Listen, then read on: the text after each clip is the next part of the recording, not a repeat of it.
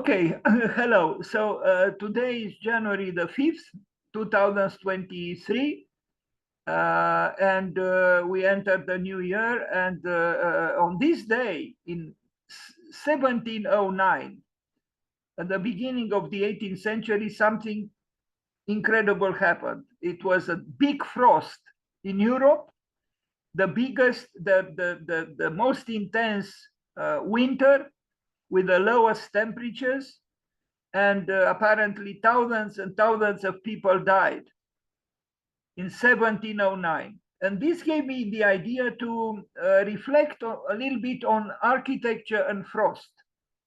And you'll see the result of this meditation on this subject, architecture and frost. So let's see, let's move forward.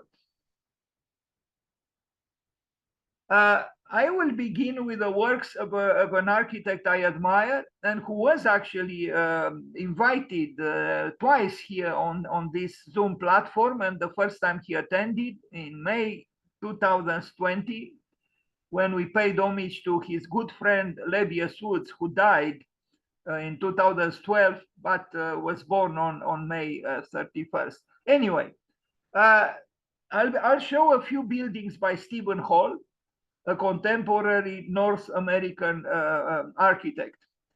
I found this article searching for, architect for the theme, architecture and frost, painting with light, the ethereal glass facades of Stephen Holl architects. When asked what his favorite material is, Stephen Holl responds simply, light. And he's not the only architect, major architect, who thinks that light is immensely important as a construction material, if we can call it so. There are others. Tadao Ando is one of them, but not just him. There are others, very important architects. But before I show some buildings by Stephen Holl, I show you this picture, which I took when I lived in Chicago. I had a small art and architecture gallery, and because I had no heat there, you can see the result. The window towards the street, the storefront window froze, and I took this photograph. I took others, but I couldn't find the others anyway. This is a frozen storefront window in Chicago. I forgot in what year, maybe 2005 or 2006 or so. Anyway, Institute for Contemporary Art, VCU by Stephen Holl, architects in Richmond, Virginia, in the United States. As I said, I show a few works which, in my opinion, relate to the theme, architecture and frost, or in Romanian, arhitectura și ghețul. Here it is. I like this work very much, and you'll see a few other works. It's almost Apollonian, it's very, it's soothing in a way. It's not, I mean, the geometry of the building is rather interesting, but not in an alarming way. And the way he uses glass made me think of frost. But this is controlled by the architect through the choice of glass, translucent glass. And it's a poetical building. It's why is it poetical? Exactly because it has a certain mystery. It's not very, very, very, very stubbornly, clearly defined. It's because of the quality of the light, both during the day and during the night. It has a certain softness. Some parts are not very, very sharply defined, although the prisms themselves, the geometric aspects of his work is, of course, geometric. But there is a subtlety here which derives from the quality of light.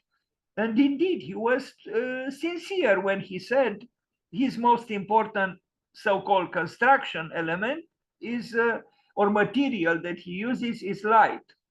This made me think of an important theoretician of culture or critic in France, Boileau, who said that he had this formulation to unite the spirit of geometry with the spirit of fineness, l'esprit de geometrie and l'esprit de finesse. Asta vedem aici, vedem geometry. Sorry, I'm talking now in Romanian. We see geometry, but we also see the subtleties of of fineness, if I am to translate this into English. L'esprit de géométrie and l'esprit de finesse. Let's read a little bit about this building. The secret to bringing his paintings, because the way Stephen Holl works, he does watercolors with sketches, conceptual sketches, about the ideas he has when he makes a building. And we are going to see a few of them. In the article that I found, these sketches are called paintings. They are not really paintings. They are done with watercolors, but they are not really paintings. They are study sketches that are colored in watercolor. Anyway, the secret to bringing his paintings to reality is twofold. First, the clarity of glass is obscured with a textured finish created by sacrificing its surface with abrasive or acids. A very important thing here, obscured. Why is it that Stephen Holl needed to obscure something, in this case glass? This is an important question, because he was trying to sabotage a too obvious definition of the architectural object or of the building or of geometry. Second, the facades are insulated with semi-transparent fibers or plastic tubes known as capillary slabs, which absorb light and disperse it more evenly through the glazing. This allows Stephen Holl to produce poetic works of architecture that appears to be built of light. As you begin detailing curtain walls for your next project, whoever wrote this article, be inspired by these ethereal glass facades. Good advice. Again, you say it's not so special. Well, it is, because it's softened. The building is softened because of the quality of light. And because he obscures a little bit the definition of the sharpness of geometry. And this is important. It's a modern building, of course, but it's not aggressively modern. The plan, it's interesting. It has movement. He's one of the best architects today in the world, Stephen Holl, and I think the few buildings you are going to see now will convince you of this.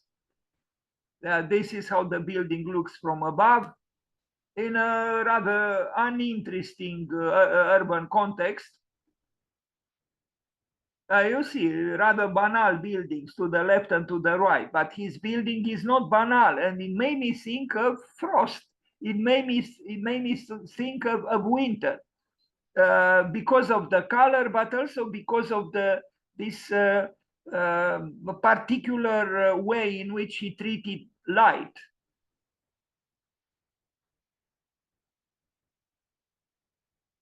It's not just through light that he obtains this poetical, feeling. It's also, you see, the way he uses geometry.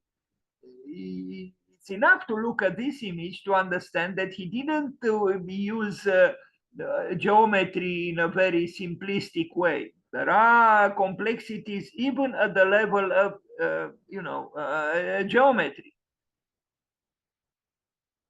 It's a museum. And here we see those so-called paintings. They are not paintings. They are studies done with, notations, conceptual notations, and watercolor. He softens the conceptual drawing with watercolor. Stephen Holl.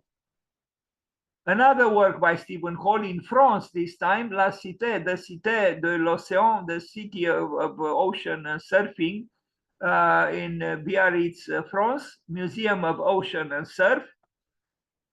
Again, we are dealing with high quality, architectural quality, mainly because of the poetic usage of a certain material, this translucent glass, and you know, the implications it has on the geometry of the pavilions, because you know, there are certain pavilions here.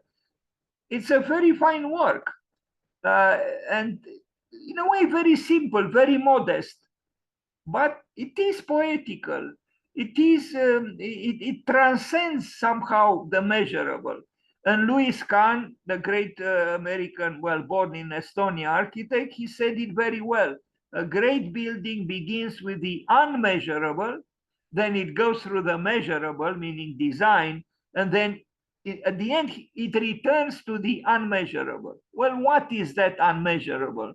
Well, that unmeasurable is the poesis of architecture, is that singing of the stones, you know, making the stones sing. That's the unmeasurable, and that has nothing to do with measurements, with you know, all the you know, the more limited and limiting aspects of architecture. Quite the opposite. You arrive at the unlimitedness of architecture by transcending what is measurable.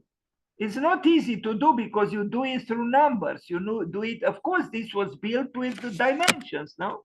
But look, even the atmosphere inside the, it's rather soft and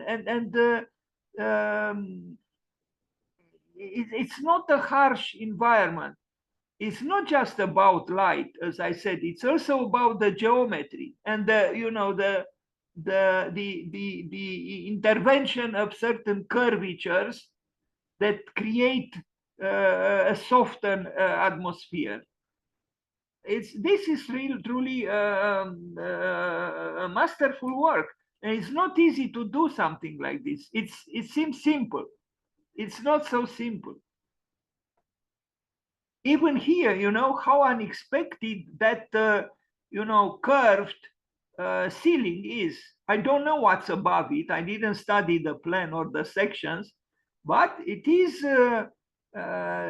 you know, taking part to the mystery of architecture by provoking curiosity and stirring up the imagination. When you are here on this sloping terrain, you are probably intrigued by what is that? You know, it's like an upside down belly of some sort. What could be there?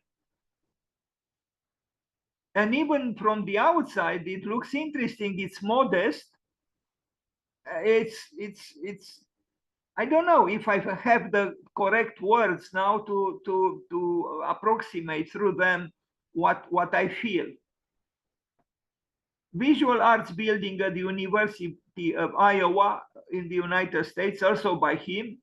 The new home of the University of Iowa School of Art brings together students of all art forms, from ancient metal smithing techniques to the most advanced virtual reality technologies, together in one multidisciplinary facility. The building, modeled after the Cubist paintings of Pablo Picasso, has been carved into a series of blocks and voids, creating studio spaces with optimal light conditions for each discipline.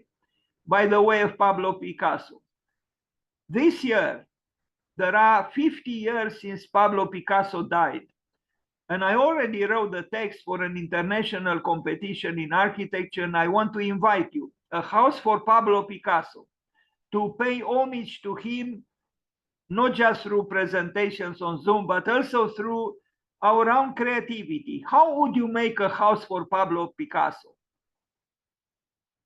It's not easy because you have to learn a lot about Pablo Picasso and his art, but you also have to create one that is sufficiently good to pay homage to him. I invite you to this competition. Let's celebrate Pablo Picasso 50 years after he died with a great house for Pablo Picasso. Okay, we continue now. This is the building in Iowa, an art school. by Stephen Holl. Even here, there is something of frostiness in a way, you know, but I use the word mostly in a metaphorical way because of the way he manipulated light and the way he softened geometry. The outward facades are clad in zinc panels and feature windows of both clear and translucent glass, depending on the type of artwork being created within. The inner facades are finished in planks of rough cast channel glass infilled with light diffusing glass fiber insulation. A screen of perforated stainless steel wraps around the exterior, modulating the intake of natural light while further complicating the play of transparencies and opacities. Yes, it is exactly this so-called complicated play of transparencies and opacities that generate the poetry of the building.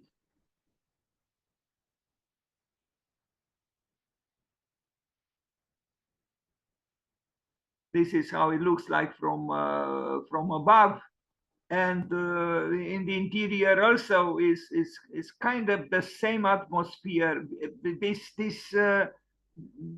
Yes, mainly through the quality of light, he's able to soften, you know, the harsh contours and create some kind of a. I'm tempted to use a paradox or an oxymoron, you know, a warm frost effect. How could something that is frosted be warm? Well, you probably noticed when there was snow, and if we don't have snow now, the third year, snow became a thing of the past, it seems. Let's hope it comes back. But you probably experienced it if you put your hand in snow without a glove. The first feeling you had was that it was burning. But how could snow burn? This was the first feeling. This is the first feeling that it burns, but it is cold. Snow is cold. How could it burn? It's a very good building. Another good work by Stephen Holl.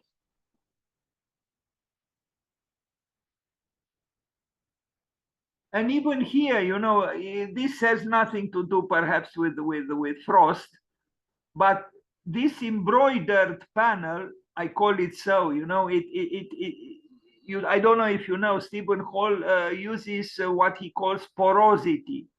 So here he uses this porosity again in order to diffuse light, to create poetic architectural interiors with this rather mysterious light, which is filtered through this embroidered panel. It's a metallic panel, but because of, on one hand, the ornamentation of the, you know, the penetrations in the panel, and in conjunction with the light,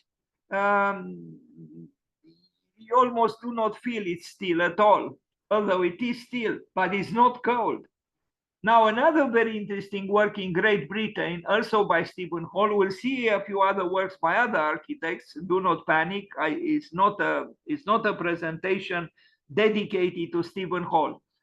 Translucent glass by Oka Lux.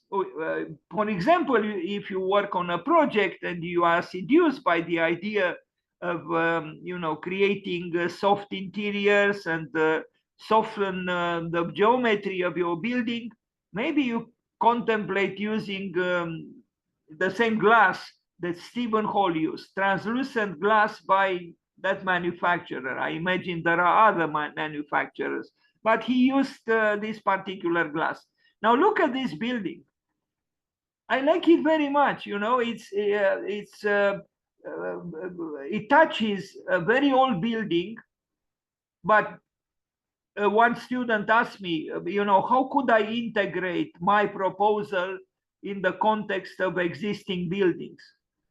And I suggested to him to to work within what I call harmony through contrast. You can realize harmony through contrast, just like here. You see the building on the left, you see the building on the right, but the building in the middle by Stephen Holl is contemporary, is new, but it doesn't mimic the buildings on the left and on the right. And still, I think it works very well. You see here, and this is apparently a very old building, the one on the left. And this didn't make Stephen Holl to mimic this building. He's simply doing his architecture, but you feel that is not really aggressive. It's not aggressive towards this building, although it's very, very different. Is it integrated? I would say it is, but it is integrated through contrast. And I think contrasts are very, very lucrative, and they're very, very useful, not just in art.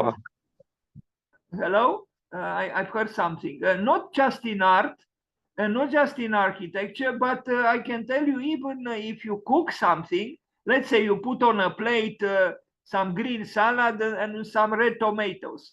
Red and green are opposite colors. But that plate becomes more appealing because of the contrast of the colors. So contrast could activate the dynamic qualities of any work. Plus, let's talk now about love, no? The attraction between he and the she, no? You have, what kind of harmony do you have there? It's an harmony through contrast. So please consider reflecting on the harmony through contrast, like we have here. But the softness of the building by Stephen Holl, I think, is remarkable. And you see in the plan, the old building on the left, the new building by him on the right. And I think it works brilliantly. But they don't mimic each other. They don't try to so-called, I mean, again, to respond to a context, an existing context, you can be very, very creative and still not insult that context. I like the plans also, the dialectics of the plan. The building on the left, an old building, the building on the right, a new building, but I think they sit together very well. And it was built. Also, you see the power of art, and also the power of aleatory, interventions, because here, in a very playful way, he brings some freedom of expression on the facade of the building. Otherwise, the building could have looked a little bit frosted because of the frosted glass that he used. And look at a sketch he did with his artworks, which animate the facade.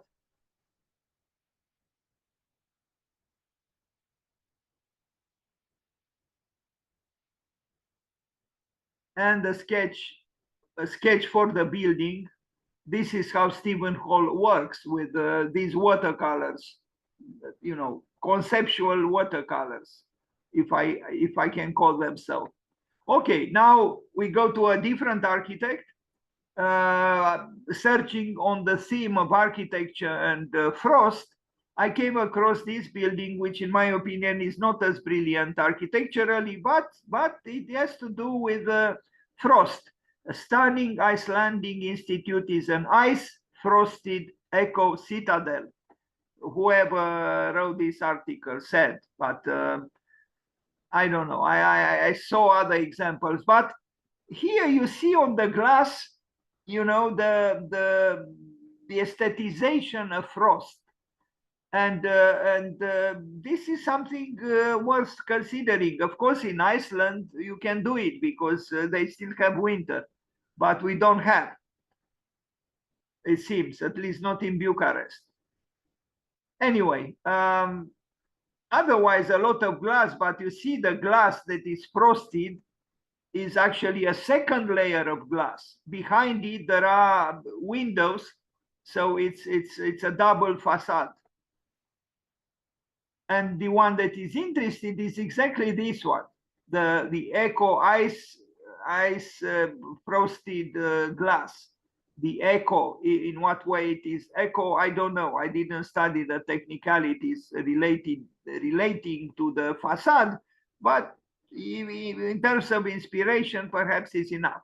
Now you see a project by these architects in Greece, 314 architecture studio, inserts a frosted glass facade into Athens streetscape. Now, in Athens, you really don't expect too much frosted, things, because it's a warmer climate. The architect's main concept was to create spaces using physical transparency, an idea made possible with the use of frosted glass, again, frosted glass, as a prominent feature of the building. The blurred, transparent cell also works to light up the interior spaces. Transparency is therefore utilized as a medium to open up closed spaces to both light and air.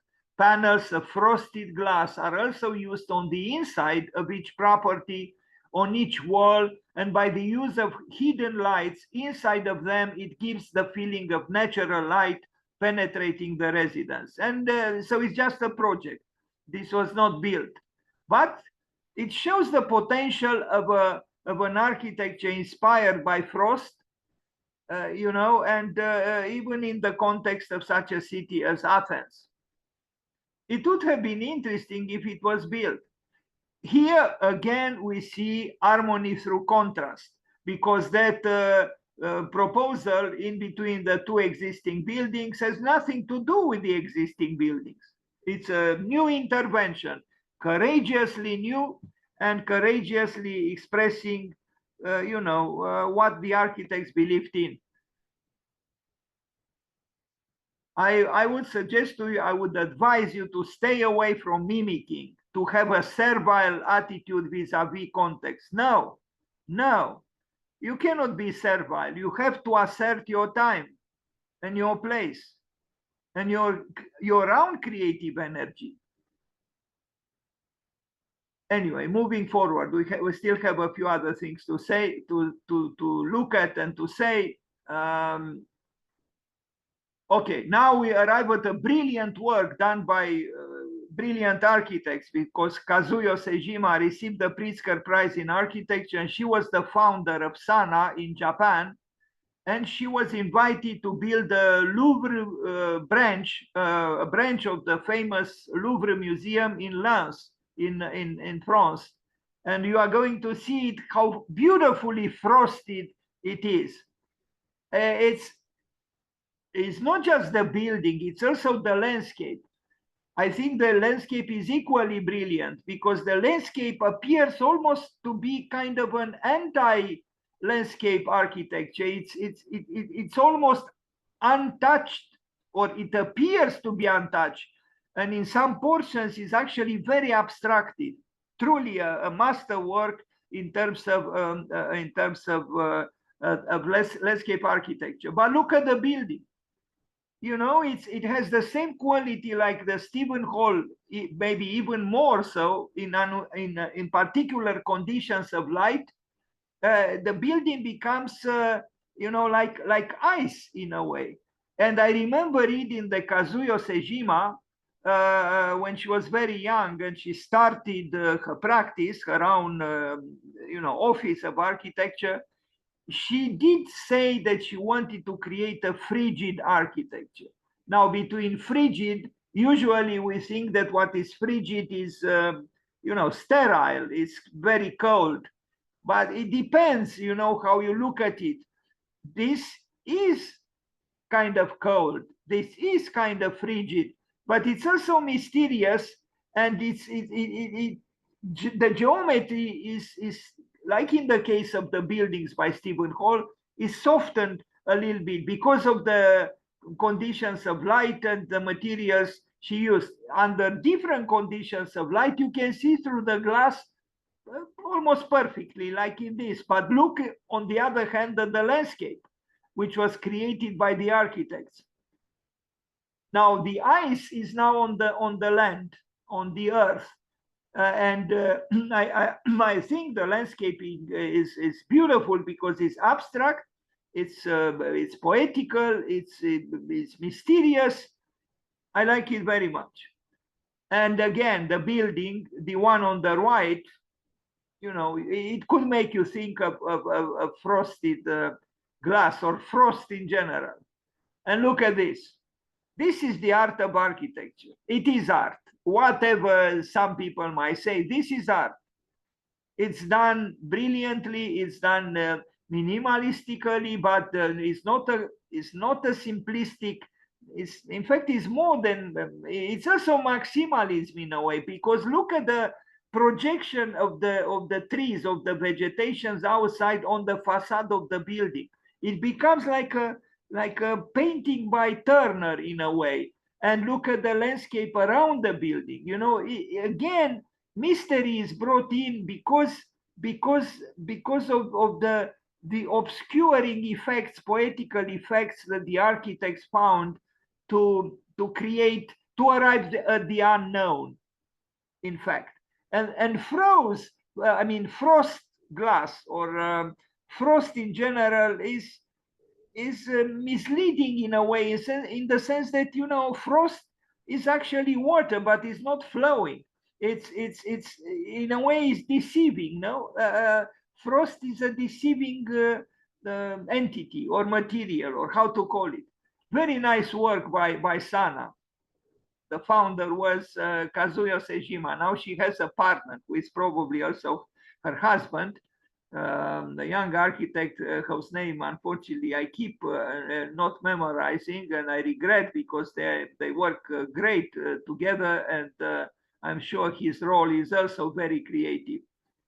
You look at the plan, it's almost a rectangle, it's almost a clear-cut prism, but you see it's slightly, very, very slightly curved. Why was it curved like this? Because not for functional reasons. This is a subtlety that brings complexity to geometry, and this subtlety is important, very, very important. Now, the coolest architecture on Earth, somebody wrote, is in Antarctica, where it's very, very harsh. The climate is very, very cold. Let's look a few examples of architecture in Antarctica. That is where it is still very, very, very cold. Britain Halley 6, designed by those architects, sits on hydraulic stilts and on skis. So there are various research facilities for Great Britain, for Spain, even for India. Probably various nations do research in Antarctica. And this is how it is the inside, and this is how it is outside. And I do find them interesting. And this more literally connects with our theme today, which is architecture and frost. Spanish, I forgot an H there, please forgive me. After S is an H. Spanish Antarctic base. Here we see also chromatic contrast, no? The redness of the buildings with the whiteness of the snow. And I like the dynamics between the two. Well, in European alchemy, these two, white is not considered a color, but the redness symbolizes the sun, fire, sulfur, and south, while white symbolizes water, the moon, and north.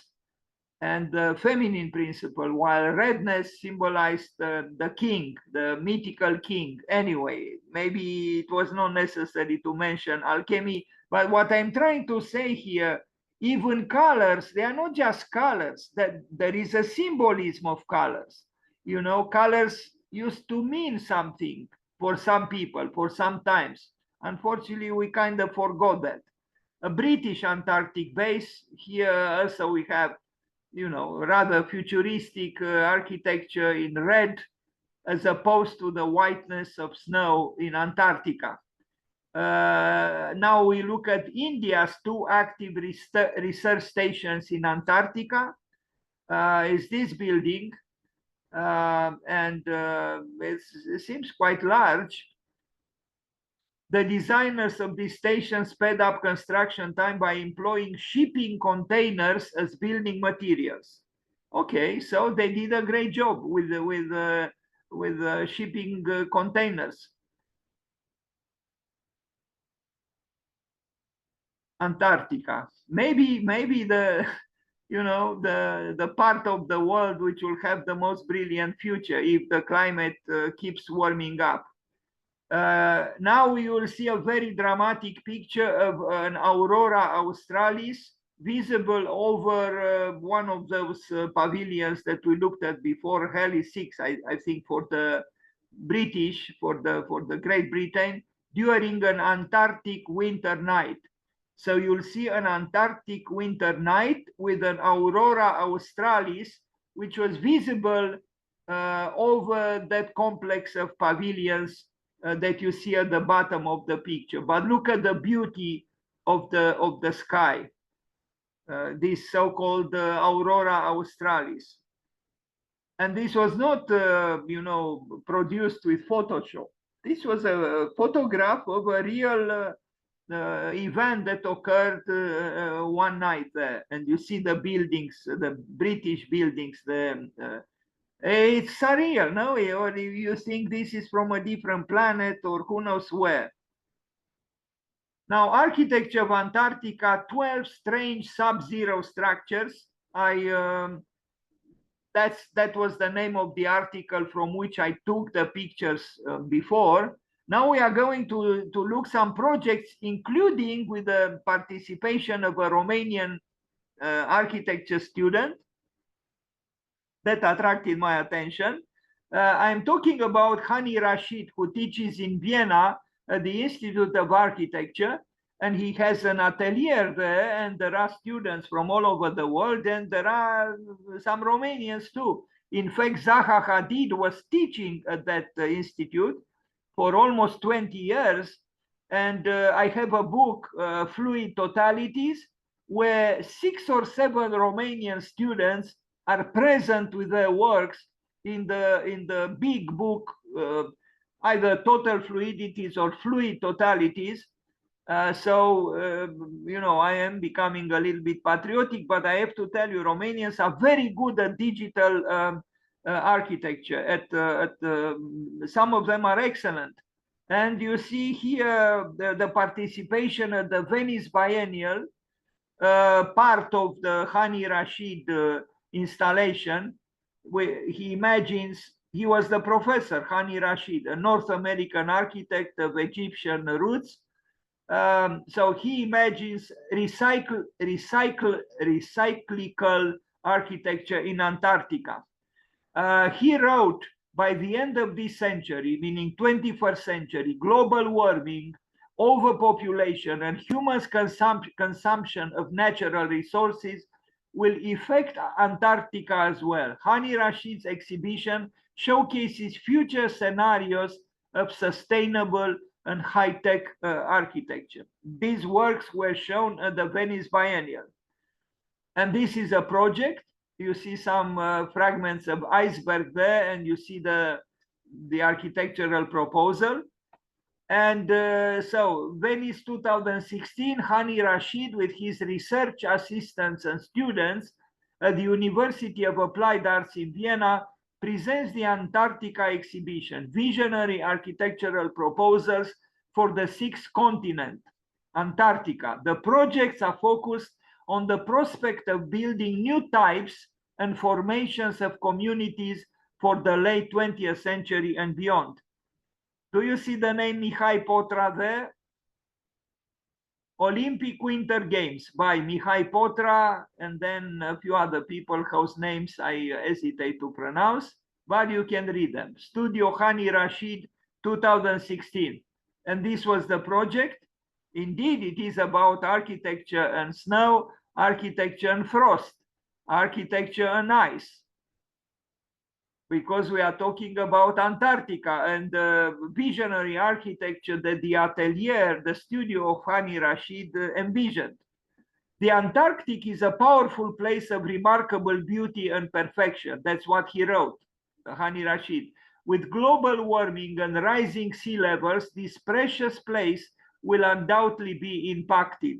The notion that it could one day see crop production alone begs one question: how we as architects and planners might consider such a strangely reconfigured global future. And again, some works from the exhibition in Antarctica.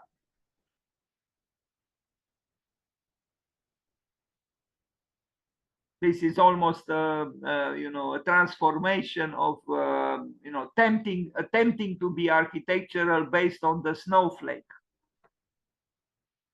They work very digitally. I mean, these people gave up the T-square and the rectangle, almost 30 years ago. Now I show you a work I did, just a few images. I didn't send it to Helsinki, but I made a few, if I can call them sketches. I worked with ArchiCAD, an old version, for the Guggenheim Museum in Helsinki, in Finland. I wrote then, since the icebergs are melting, let's build an iceberg. So that's what I did. But first I did it, and then I wrote what I wrote here. This was the building site, this portion in red, and this is the city of Helsinki. So here I found myself playing with the ArchiCAD in an unconventional way. I arrived at the iceberg without me initially thinking of building an iceberg. And this is the plan of the building. I mean, the view of the building is like frosted glass. It's like ice. No, that's how it came. I worked with the planes of glass, and I intersected many of them in a very free way. And this is how the building would have looked like seen from above. It's just a sketch, but it evokes indeed an iceberg, and it evokes ice, and it evokes frost. This is how it's supposed to look like the building. That's why I said, the icebergs are melting, let's build an iceberg. Another view, and another view. And that was it. I didn't send it to Helsinki because I didn't really, respond sufficiently to the theme. But I did this, and I'm not really ashamed, because I think it would have looked very interesting there. Helsinki being a city of the north, where they still have ice and they still have snow. Now, the structure and ornament of the snowflake. The snowflake seems to be more wise than we are, because the snowflake, you know what the snowflake is, fulgul de zăpadă. The snowflake has both structure but also ornament, because the structure of the snowflake is very ornamental, and I'm sure you know it. Like this, or like this, or like this. You cannot deny its ornament, but you also cannot deny the structure. It's both structure and ornament, and I keep saying it and saying it and saying it. We cannot have just structure. We also need to have ornament. The ornament needs structure, and the structure needs the ornament. They need both.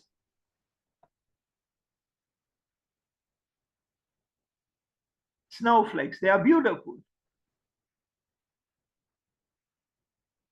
Again, like in the buildings of Stephen Holl, or those facades, magical facades of the Louvre in Lens by Kazuyo Sejima, you have geometry, but you also have a geometry which is obscured through various special materials or techniques. Here again, we have the structure, we see it, but there is also something that moves beyond the clarity, the obsessive clarity of structure. So you bring in some mystery, and nature seems to work in the same way too. Look, it is structure, it is order, it is geometry, but surprisingly, this is the structure of snowflakes.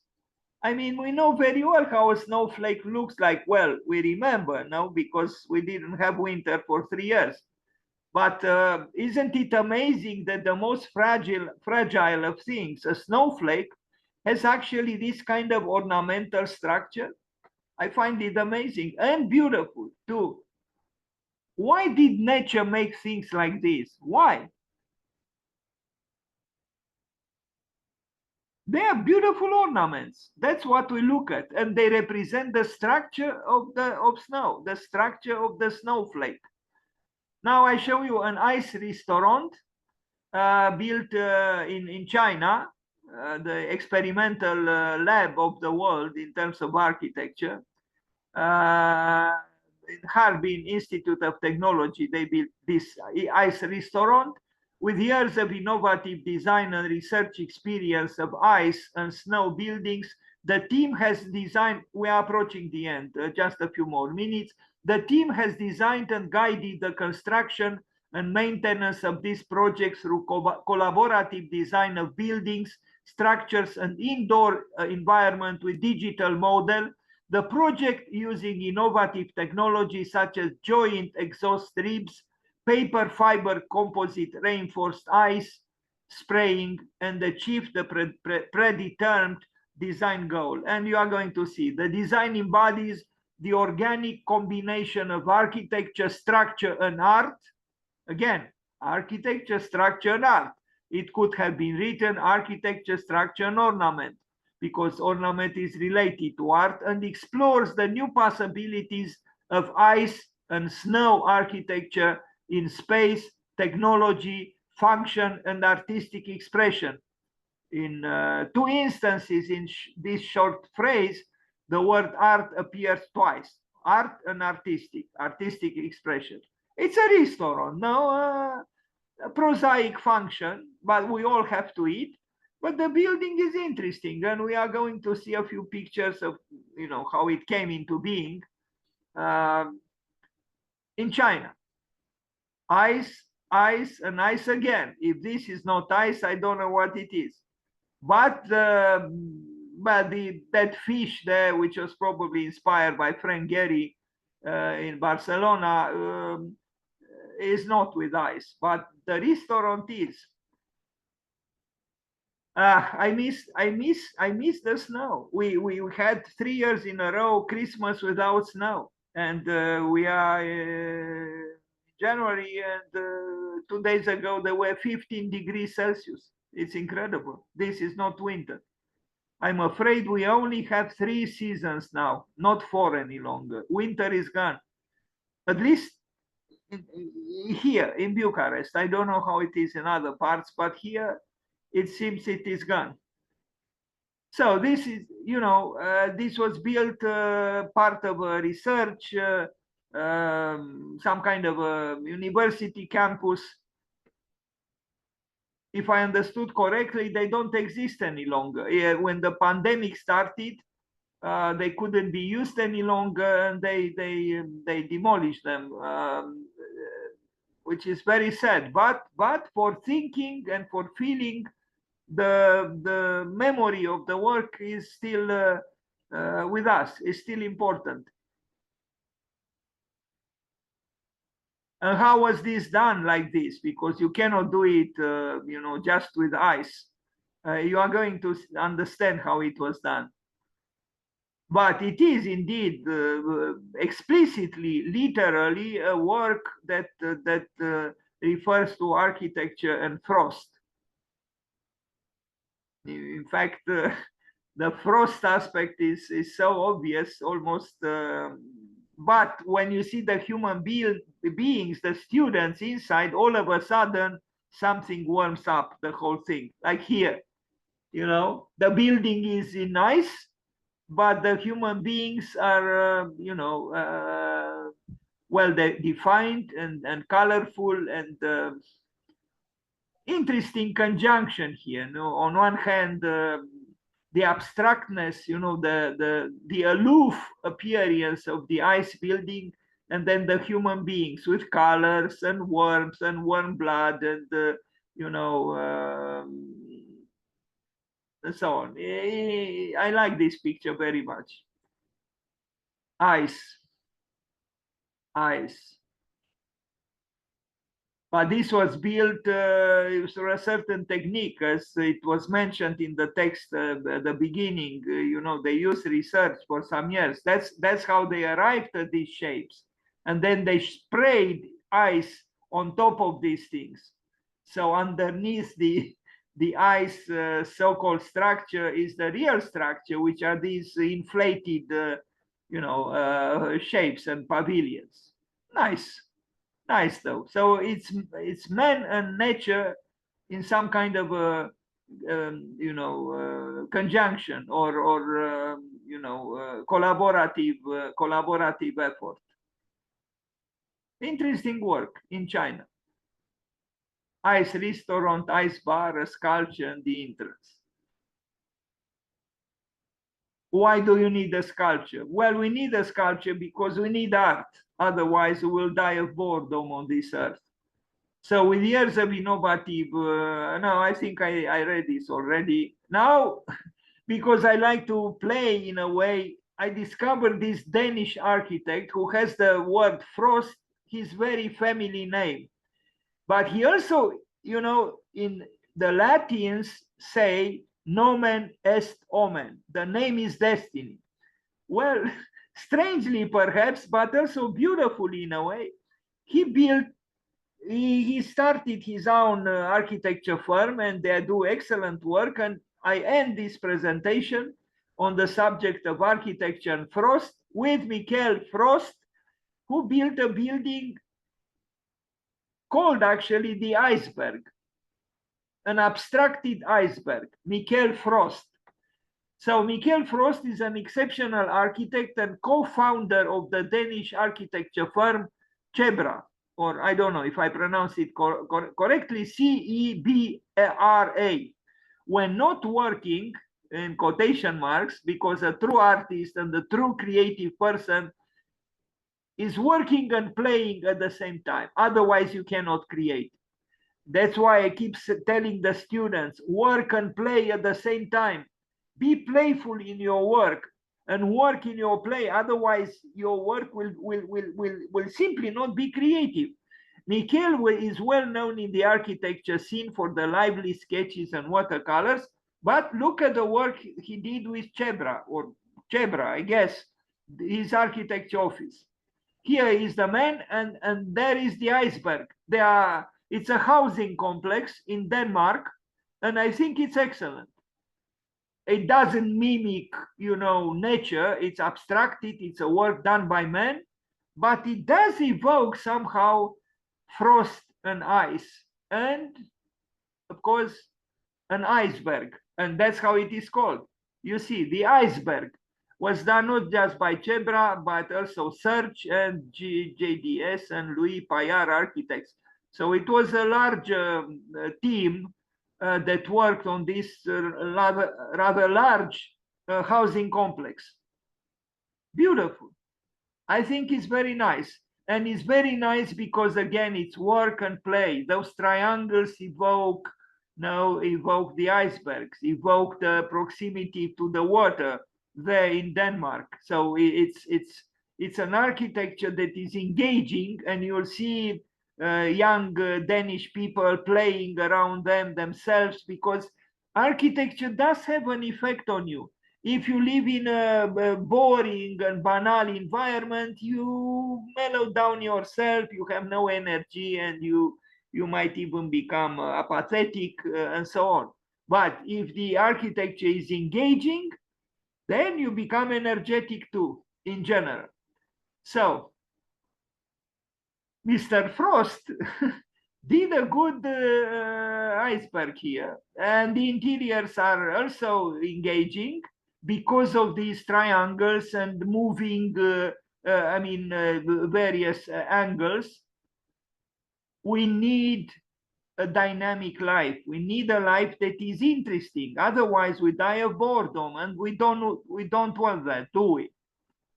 And you see triangular windows, triangular shapes, the roofing. He cut. They are like crystals. They are crafted in a certain way to evoke somehow, some kind of an iceberg made of various buildings, actually.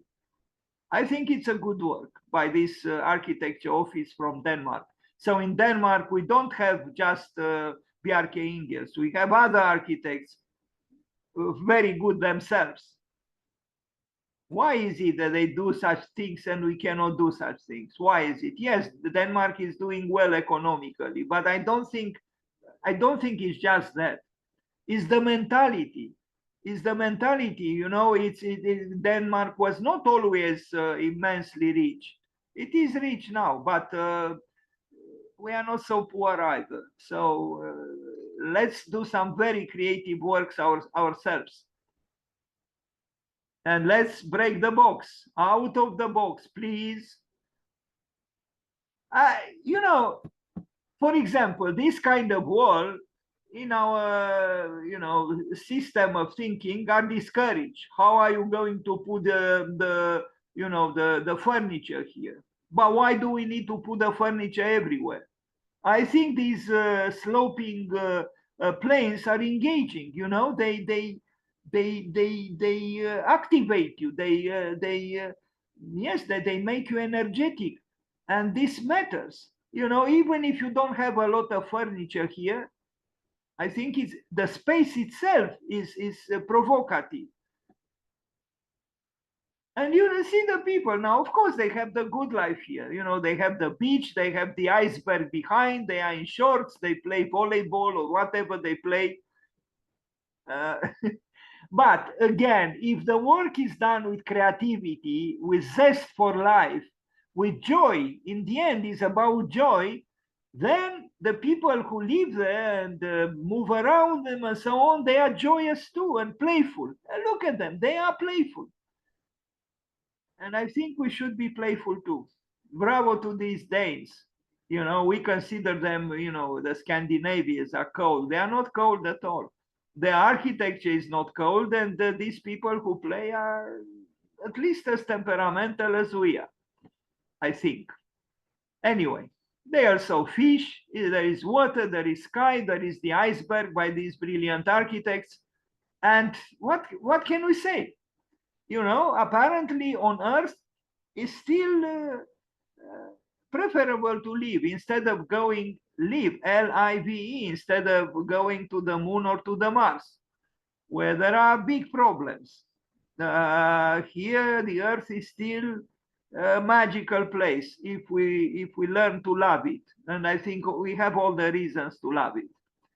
And to be careful with the climate, not to irritate it too much and not to irritate nature too much. And I think if we do work where we combine, work with play, where we bring also artistic, longings and connect even on a metaphysical level with nature, because after all, if this complex of housing complex is called the iceberg, this is a clear reference to, the melting icebergs. But if some icebergs are melting, these buildings are replacing them with the memory of an iceberg, and in the name of the iceberg, and as an homage to the iceberg. I like this work. And I like the vitality of these people around too. And of course, they have some privileges. Not everybody has them, of course. But nobody can restrict our creativity. I think we can manifest our creativity in almost any circumstance. That's what I like to think. Architecture and frost. But I almost said architecture and hot frost, because what I look at here is a hot frosted architecture, a hot iceberg.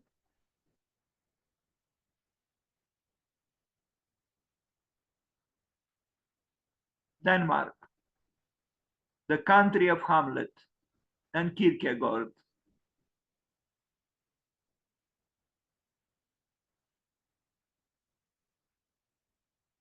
The climate is not as generous there as it is in our country. But look what they do, look what they build. And look at the elevation of this housing complex.